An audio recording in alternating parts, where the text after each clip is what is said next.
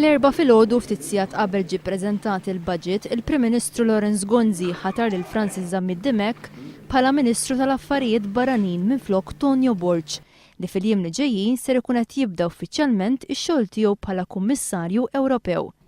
Zammid-Dimech ikkontesta l-ewwel elezzjoni ġenerali tiegħu 31 sena ilu fl-1981. Kien elett l-ewwel darba fil-Parlament fl-elezzjoni ġenerali tal-1987, 25 sena ilu. Inħatar segretarju parlamentari fl-1990 u kien elett Ministru wara l-elezzjonijiet tal-1992, tal-1998 u tal-2003.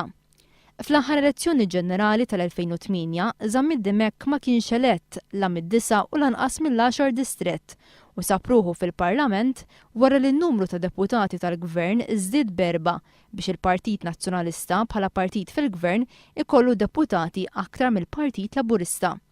Bil-kontra ta' Zammid-Dimech fost il-kandidati nazzjonalisti eletti kemm mid-9 kif ukoll mill-10 distretti fl-aħħar elezzjoni ġenerali u li iżda baqa' ma ngħata ebda kariga fil-kabinett hemm Robert Arrigo li sallum baqa' backbencher.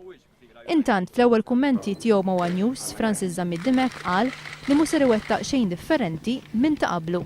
Ma naħsibx li għandi għalfejn nagħmel differenti minn ta' qabli, naħseb li anzi se jkun dover sabiħ minn aħħa tiegħi li inkompli inwettaq dak li kienet iwettaq Tonio Borg bħala Ministru tal-Affarijiet Barranin.